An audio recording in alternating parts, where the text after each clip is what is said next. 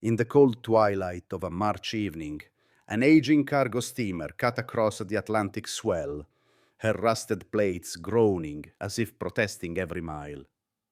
No one watching her from a distance would have guessed she carried a secret. Beneath the peeling paint and weather-worn decks lay hidden guns, false bulkheads, and a crew of young Americans who understood that their voyage might not bring them home. They sailed straight into waters where tankers burned within sight of the shore and wreckage washed onto tourist beaches, like grim reminders of a war that had suddenly arrived at America's doorstep. The East Coast glowed each night with city lights that should have been dark. German U-boats prowled offshore, hunting merchant ships with ruthless efficiency. And against that backdrop of fear and desperation, the United States launched a quiet experiment, a weapon built not from strength, but from illusion. The ship was USS Atik, a vessel that had no business going to war. Yet she sailed anyway, carrying the weight of a mission born from crisis.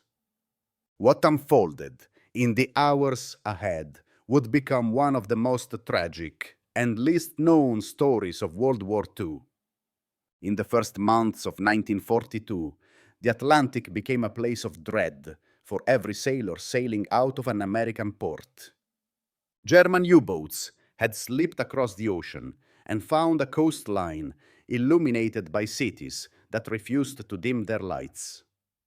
At night, tankers and freighters were silhouetted perfectly against the glow of boardwalks, hotels, and amusement piers.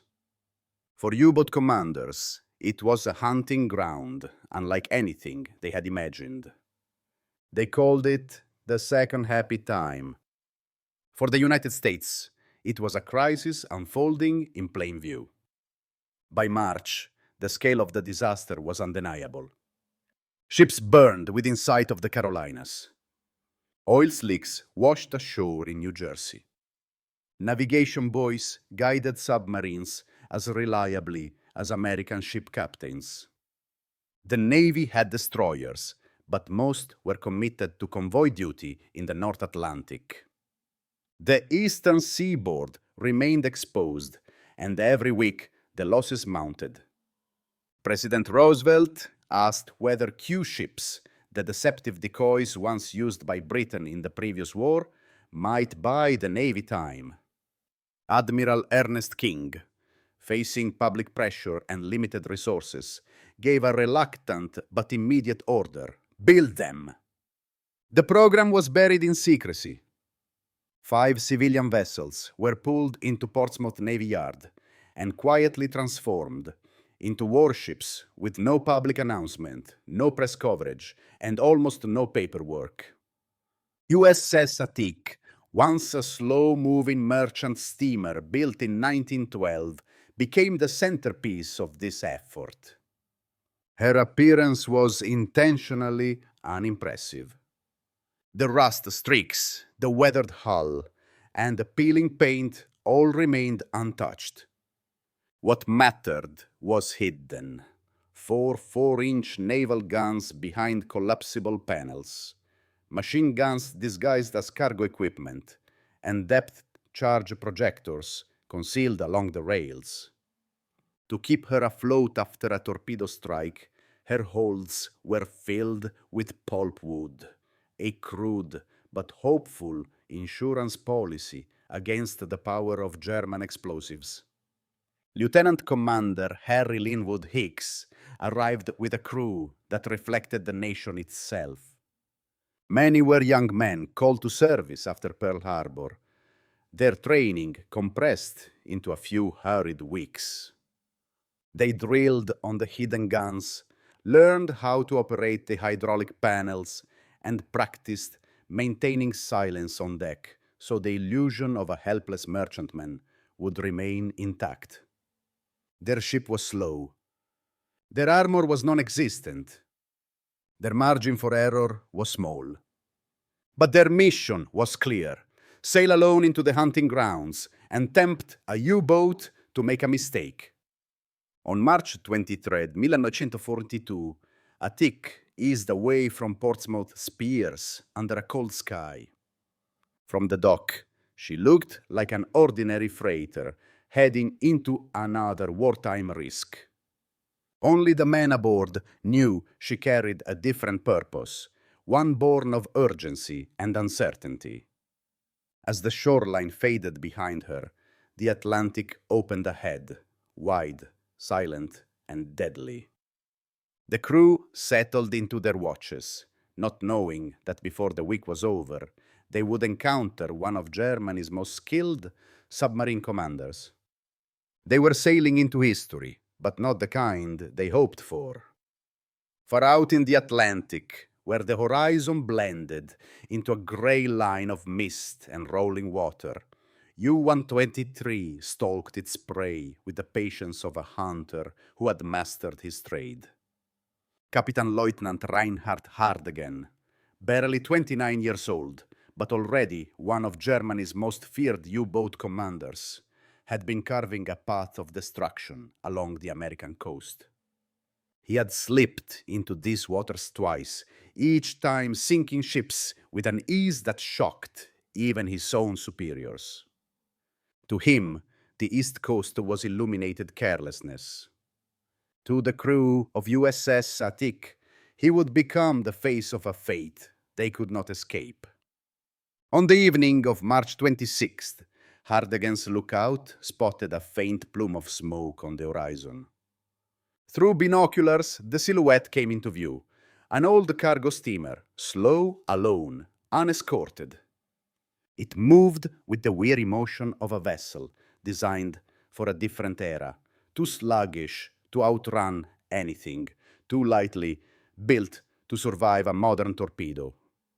It was exactly the kind of ship German doctrine urged submarine commanders to attack on the surface.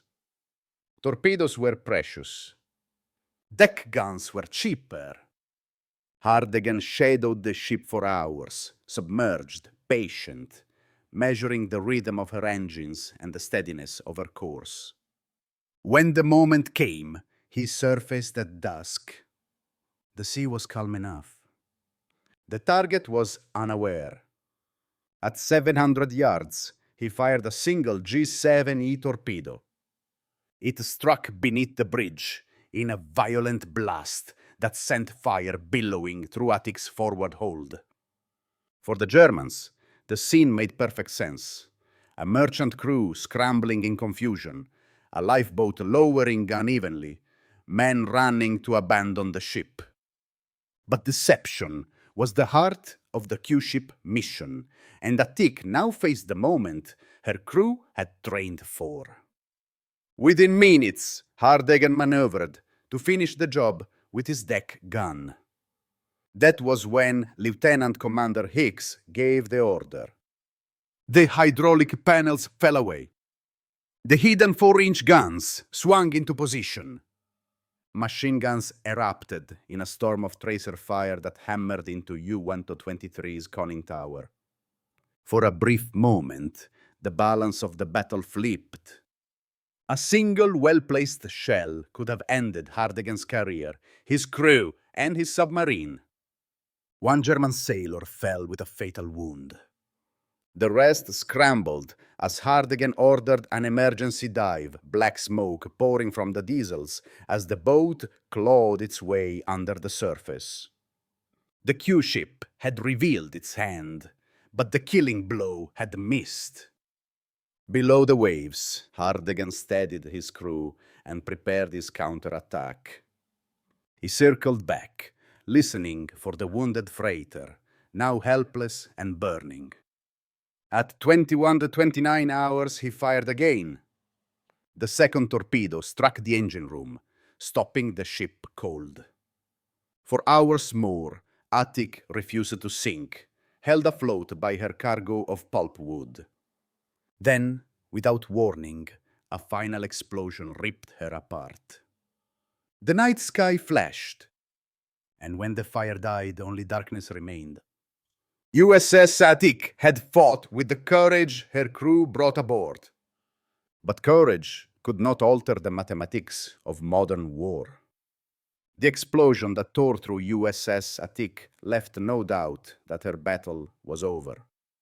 In the hours after the second torpedo struck, the ship clung stubbornly to the surface, her hull supported by the masses of pulpwood packed deep inside her holds. But the fire spreading through her compartments, fed by ruptured fuel lines and shattered bulkheads, turned her into a furnace adrift in the dark. When the final detonation erupted shortly before midnight, it was as if the ship exhaled everything she had left. A flash lit the waves. Shards of steel and burning timber rained down. And then the sea closed over what remained. For the 141 men aboard, there was no escape. Some had reached the lifeboats, but the gale that swept through the region immediately afterward delivered a second, merciless blow. Winds over 40 knots tore at the waves. The cold Atlantic swallowed anything left afloat. By dawn, the ocean was clean again, as though the battle had never happened. Search aircraft from the 1st Bomber Command arrived at first light on March 27th, tracing a grid across the empty sea. They found nothing. White caps hid the smallest scraps of debris. The oil slick had dispersed overnight. Hours later, the destroyer USS Noah reached the area and searched with disciplined precision. She recovered wooden planks, bits of cork, empty life jackets. None of it offered answers. All of it hinted at tragedy. 3 days later, patrol planes discovered 5 empty lifeboats, drifting 80 miles south of the attack site. They were intact. They were silent. And they carried no trace of the men who had launched them. The storm had taken what the torpedoes had not. Back in Portsmouth, the mood darkened as reports arrived. The Navy pieced together what had happened only after comparing radio logs, straggling distress signals, and the sparse wreckage recovered at sea. Nothing was certain, except the loss. And because Project LQ was classified, the families received only the coldest of telegrams: missing in action, lost at sea. No details, no explanation, no story to hold on to in their grief. Inside the Navy headquarters, Admiral Ernest King reviewed the outcome of the program he had authorized under pressure. The results were devastating. 5 converted ships, thousands of man-hours, hundreds of sailors committed to a mission that produced no confirmed enemy kills. Atik, the ship meant to demonstrate the value of the Q-ship idea, had been destroyed on her first patrol. The Germans had known about the program. The element of surprise had evaporated before the ships ever sailed. In the secret assessment completed afterward, the verdict was unambiguous. Q-ships were obsolete in the era of long-range submarines, improved torpedoes, and experienced U-boat commanders. Deception alone could not overcome speed, armor, and technology.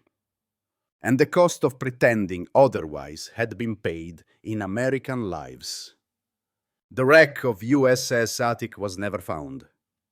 Somewhere beneath the Atlantic, the remains of the ship and her crew rest in silence, a reminder of how war punishes miscalculation without mercy. In Washington, the sinking of USS Atik arrived not as a headline, but as a classified memorandum.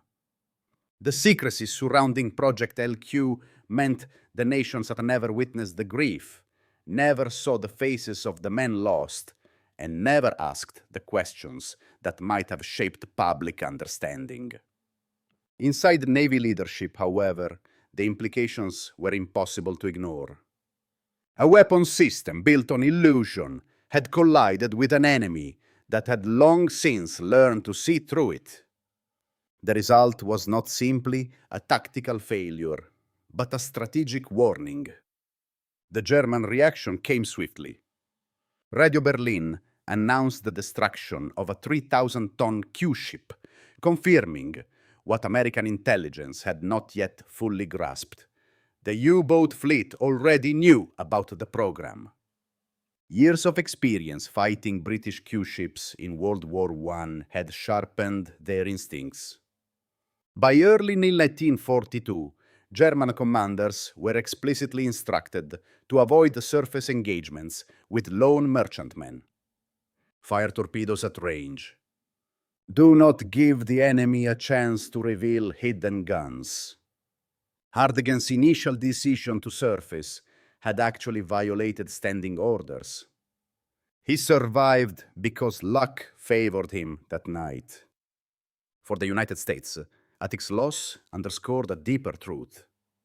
The Battle of the Atlantic would not be won through clever decoys or improvised traps. It would be won through structure, coordination, and the deliberate application of technology. In the months following Atik's sinking, the Navy accelerated the creation of coastal convoys. Radar stations expanded along the eastern seaboard. New escort vessels rolled out of shipyards at a pace the German Navy could not match. Long-range patrol aircraft began closing the gaps that submarines once exploited with impunity. To the broader world, these shifts signaled a turning point. The early months of 1942 had revealed American vulnerability. But by the end of the summer, the United States had begun to demonstrate something far more consequential: the ability to learn quickly and adapt relentlessly. The failures of Project LQ did not define the Navy's response to the U-boat crisis. They clarified it. USS Atik became a solemn reminder that desperation cannot substitute for strategy, and that even in war, solutions built on illusion eventually collapse under the weight of reality. In the long arc of the Battle of the Atlantic, USS Atik is not remembered for a victory won or a submarine sunk. She is remembered for something quieter and far more human: the cost of choosing hope over readiness, illusion over capability, and urgency over patience. Her mission was born from a moment when America was reeling, when U-boats prowled the coast with impunity, and every lost ship felt like a wound the nation could not afford. Atik sailed because the Navy needed answers. She died because the answers she carried belonged to another war. What remains today is not the ship, not the wreck, not even the full story of that night. What remains is the legacy carved into the names etched on memorial walls from Virginia to New York. 141 men who followed orders, trusted their commanders, and set out on a voyage they knew might end in silence. Their sacrifice is not diminished by the failure of the program that sent them to sea. If anything, it sharpens the lesson that war is unforgiving to ideas that have outlived their era. The tragedy of Atik teaches us that courage alone cannot overcome flawed strategy. It reminds us that leadership carries a responsibility heavier than any cargo hold. And it warns us that in moments of crisis, the temptation to rely on quick solutions can be as dangerous as the enemy itself. The Navy eventually learned that lesson. Convoys, radar, sonar, escort carriers, and relentless training turned the tide. But those victories came too late for Atik and her crew. Somewhere beneath the Atlantic, the ship rests in darkness, her location unknown, her story once buried in classified files. Yet the men who sailed her deserve more than obscurity. They deserve remembrance, not because their mission succeeded, but because they served with dignity in a moment shaped by uncertainty and fear. If this story resonates with you, share your thoughts. What lessons do you believe the Navy carried forward from the loss of USS Atik? And how should we remember the sacrifices made in the shadow of strategies that failed? Thank you for watching, and thank you for keeping their memory alive.